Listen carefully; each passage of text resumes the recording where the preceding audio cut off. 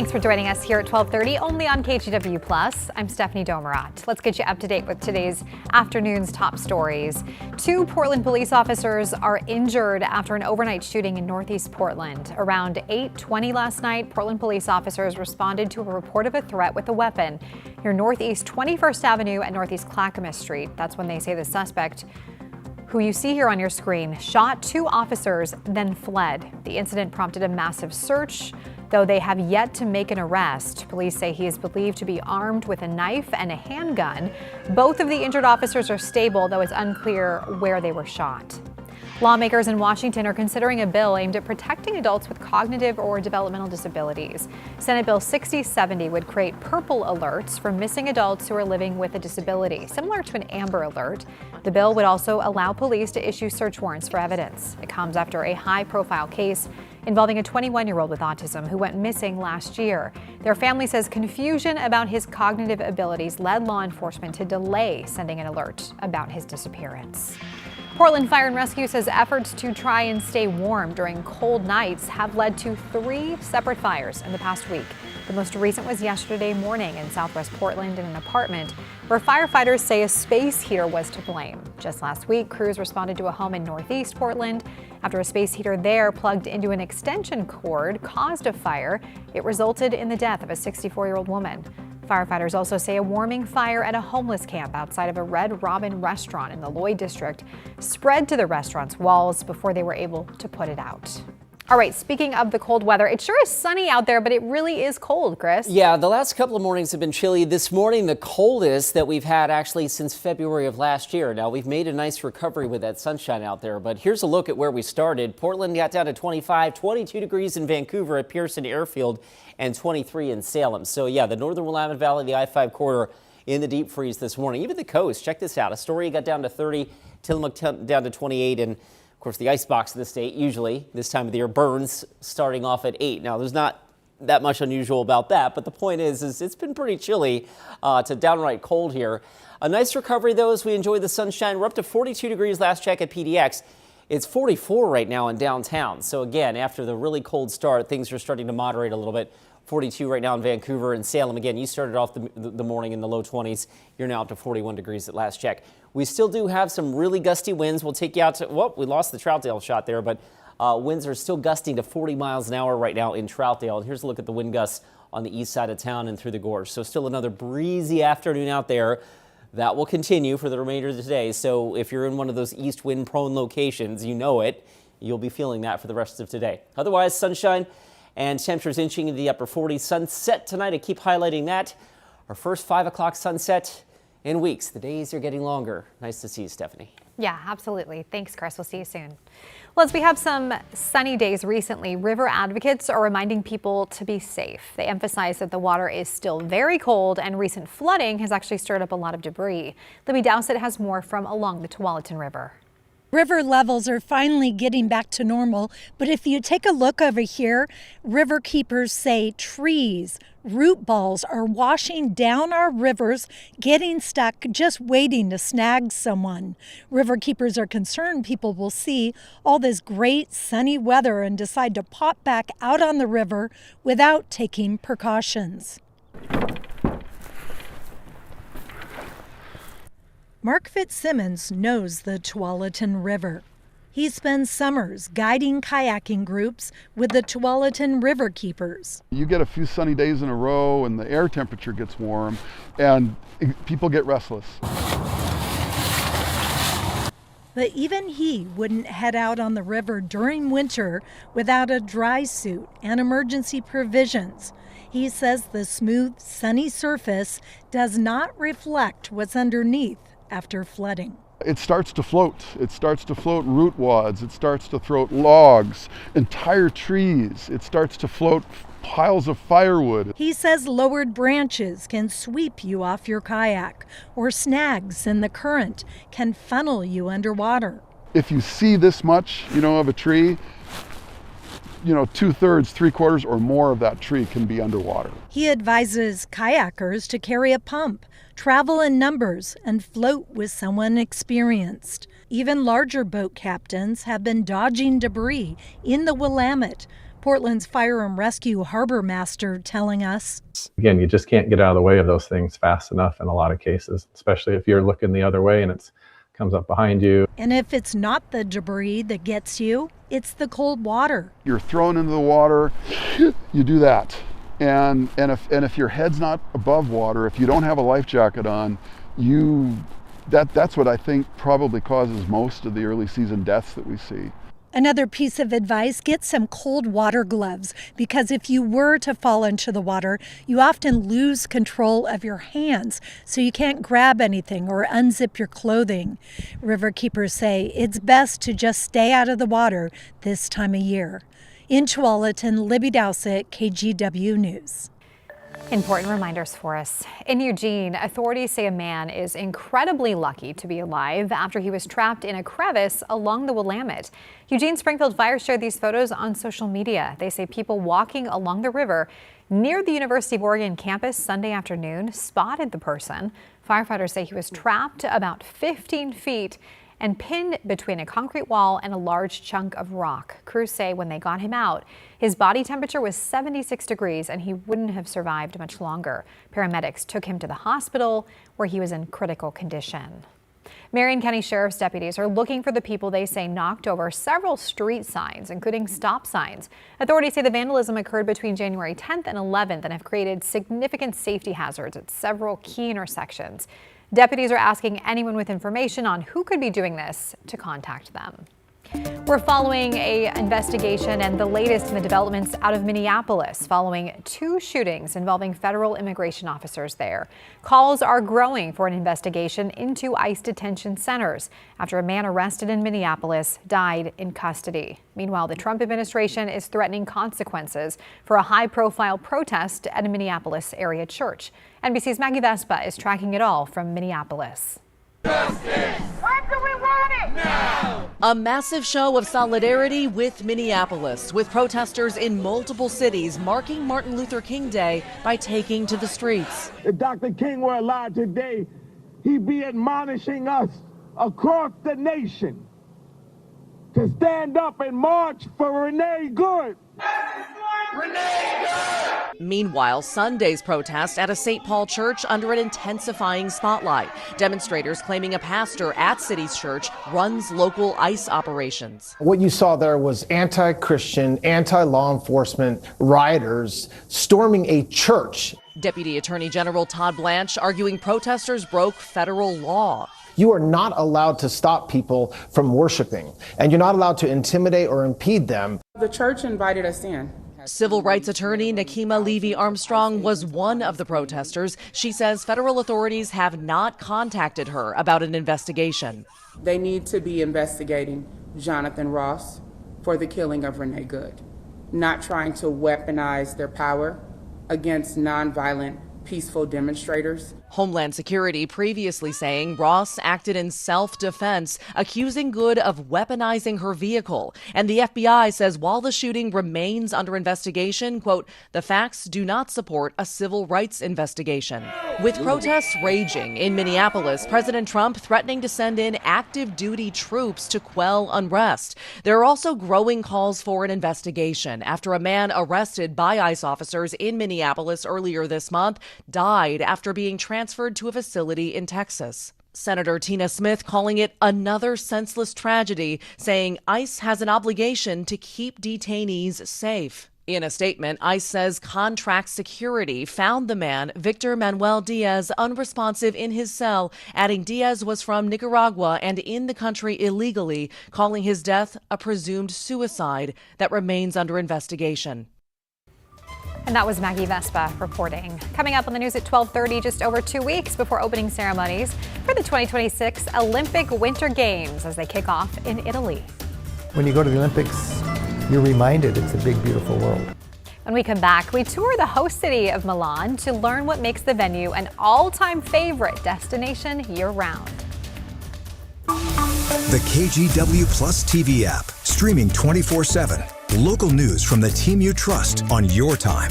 Track how the weather will impact your day. Certainly becoming increasingly hazardous. Extended, continuous coverage of breaking news live from the scene. That snowpack is still heavy. Go deeper with in-depth interviews and exclusive reporting. All the local news you need, live or on demand. KGW Plus. Download on your TV and watch for free.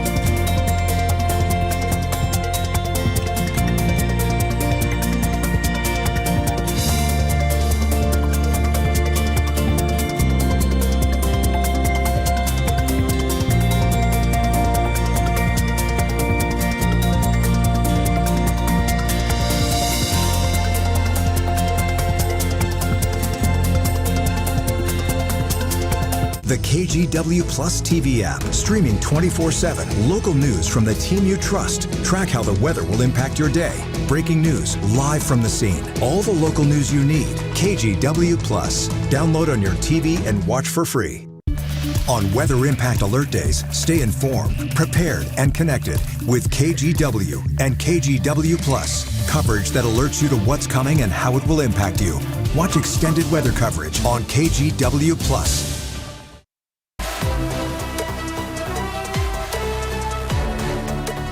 Welcome back. The Olympic opening ceremony is just 2 weeks from this Friday. And if you've ever been to Italy, you may recognize some of the sights and sounds. But if not, one of the world's most renowned travel experts from right here in the Pacific Northwest is here to help. Jake Wittenberg caught up with Rick Steves. Milan, Italy isn't just a city, it's a pulse. A powerhouse of fashion, finance, and art. And it's an all-time favorite destination for one of the world's most famous travelers. I love Italy. Rick Steves, longtime Edmonds resident, says he's visited Italy at least 50 times. In 1976, he turned his love for traveling into a career by making Italy and the rest of Europe more accessible to the average traveler. Life is a theater, life is a game, life is a food fest. Italians really know how to live well. When you go to Milan, you've got a chance to go to the great Duomo, the cathedral, so many spires. And you hike around on the roof, and on a crispy day, you can see beautiful Alps in the distance. That's where the Dolomites, 5 hours north of Milan, play host to skiing and sliding events at the Winter Games. It's also an area where, no surprise, Rick went hiking just a few weeks before our interview. He says the size of the Olympic apparatus will make travel in these small mountain villages a real challenge. The infrastructure will not handle the massive crowds as everybody converges on Italy. Anybody that thinks they can zip from an event in Milan over to an event in Cortina, they're dreaming. Rick's famous for exploring and immersing himself in day-to-day culture. You feel the weave of society as you stroll in the evening. There's a little rough edge in a big city, and the passeggiata is nicknamed the Struccio, which is the big rub. And people rub each other, and the men and the women check each other out. And instead of saying buonasera, they say bella, beautiful. The Winter Games will make Milan feel like the center of the world for the month of February. And bringing cultures together is what Rick Steves wants the most. When you go to the Olympics, you're reminded it's a big, beautiful world. I love the thought that you can learn a little bit about your own city, your own country, by leaving it and looking at it from a distance.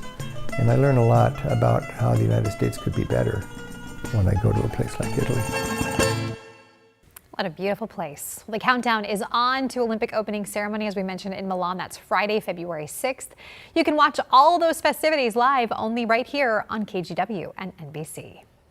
All right, let's check in with Chris with a look at your weather. Hey, I've got some beautiful sunshine out there for you this afternoon. It is bright, it is sunny, and we're warming up after a very cold start across the region. Temperatures the rest of this afternoon inching into the upper 40s before sunset.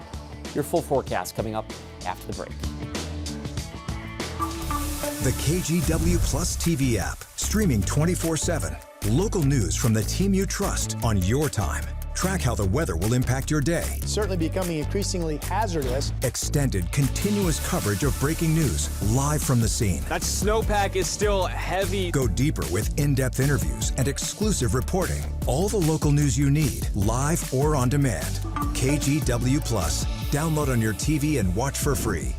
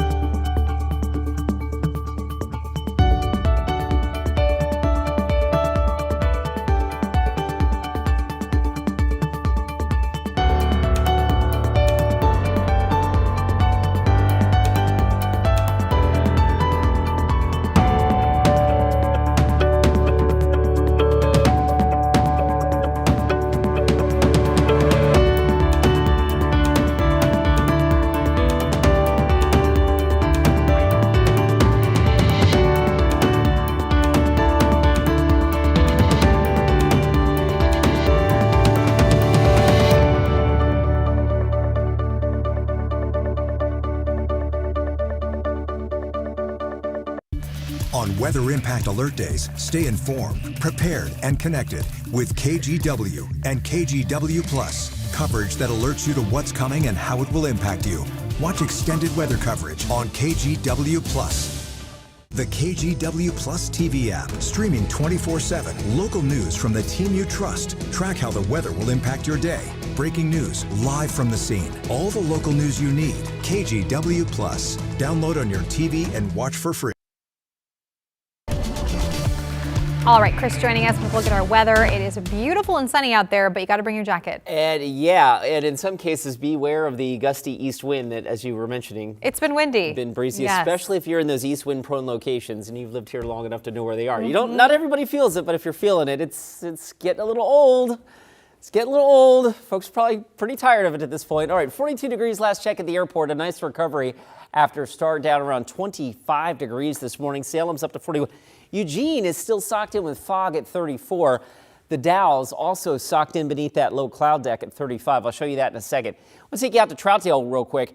This ODOT camera, these cameras are mounted pretty securely, and you can see that thing near the mouth of the gorge is still bopping around in that breeze. So wind gusts have been strong near the gorge and on the east side of 205 throughout the day today. I-205 actually near Division had a gust of 40 miles an hour earlier this morning. Troutdale routinely gusting over 40.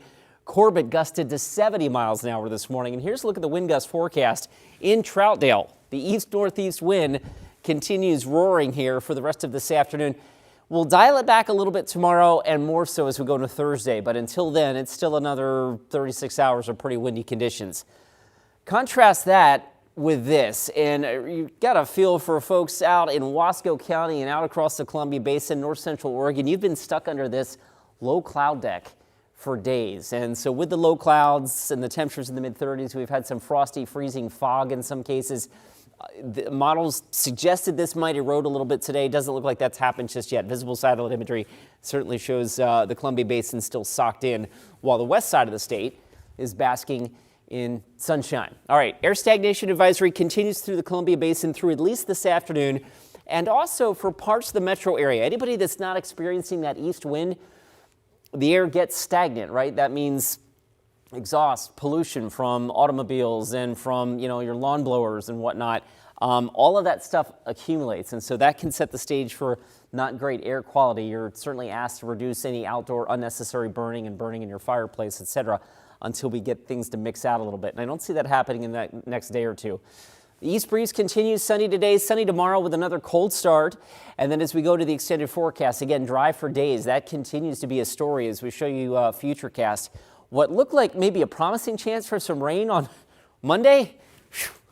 not very promising anymore, and it looks like we may have to wait until the middle of next week before this very stagnant weather pattern breaks down and brings us some rain. And of course, I know folks up at the ski resorts are hoping to get some snow as well. But in the meantime, we're whipping off more days of dry weather. 8 days. Today will make 9, and we're likely to extend that out several more before we start seeing significant rainfall. Sponsored by Seaside, the live look from the North Oregon coast. It's gorgeous up there today. This was the camera that brought us that wonderful auroral display early this morning. It's 50 there. After the frost delay out in the reserve, you guys are up into the low 50s as well, or I should say low 40s right now. You're on your way to highs in the 50s or near it.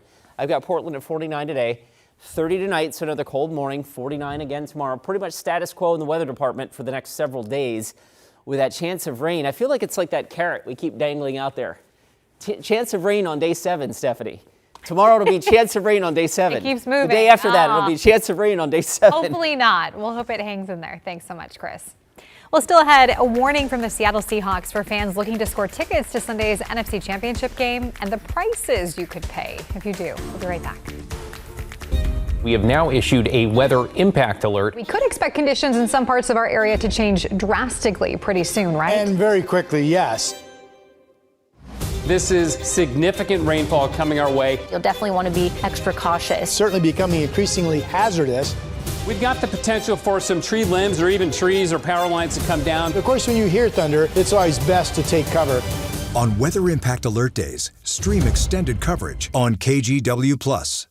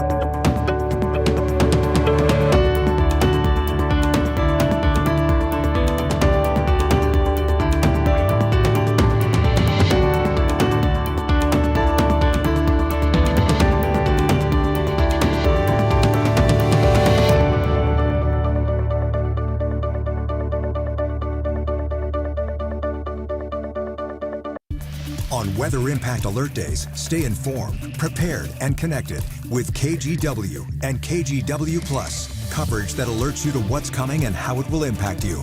Watch extended weather coverage on KGW+. The KGW Plus TV app, streaming 24/7. Local news from the team you trust. Track how the weather will impact your day. Breaking news live from the scene. All the local news you need. KGW Plus. Download on your TV and watch for free. Welcome back. We have just over 5 days until the Seahawks face off against the LA Rams once again, though this time the stakes are a bit higher. And with Sunday's NFC Championship game being such a big deal, the team is warning fans to watch out for fake tickets. Most tickets are only available through resale at this point, and the team encourages fans to only go through authorized sellers. If anyone tries to sell you a physical ticket, they say it's fake. The Seahawks say tickets are entirely digital, so fans looking to score a seat should also prepare to pay a lot of money, something some fans say they are prepared to do.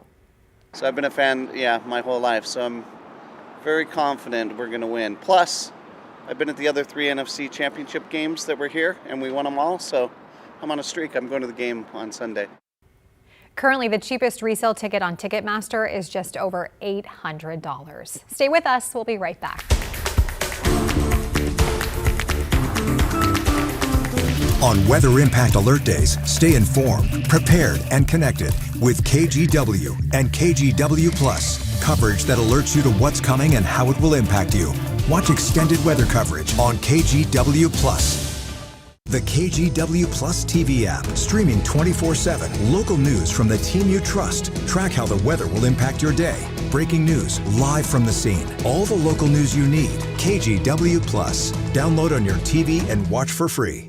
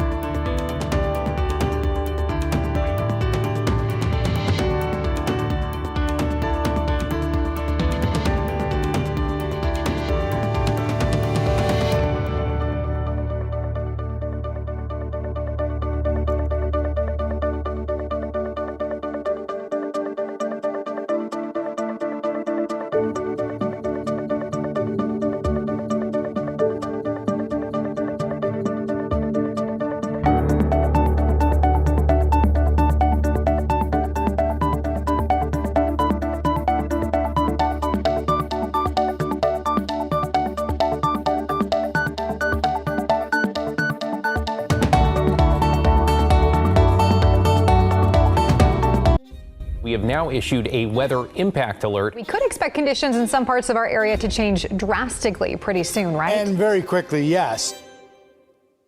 This is significant rainfall coming our way. You'll definitely want to be extra cautious. Certainly becoming increasingly hazardous.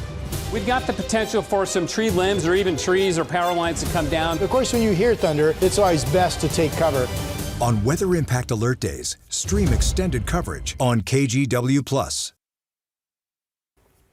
Well, our final story here at noon is really very cute. We're going to show you a new face at the Oregon Zoo. Meet Kalik, the polar bear. Do we have video right here coming our way? Kalik, where are you? Hello. For some reason, we're having trouble with the video, but hopefully, okay, let's get to weather first and see if we can get it. Weather for the polar bears. But there's my segue. It was, we were in the 20s this morning, and we may be close to that again the next couple of days, but bright sunshine and temps in the upper 40s will do it. Right on into the weekend. No significant sign of rain until maybe Monday. Okay. But at least we got the sun, I guess. We'll hold on to that for a little bit. Okay, it looks like enjoying that. It looks like we don't have this polar bear video, but we do want to say that a 3-year-old polar bear named Kalik came from St. Louis Zoo and is now here in Oregon. Care staff at the zoo say that he weighs more than 700 pounds. He's got plenty of room to grow. We don't know when people will go visit him, but we will follow along on that and keep you updated. Thanks for joining us. We'll see you back here today at 4.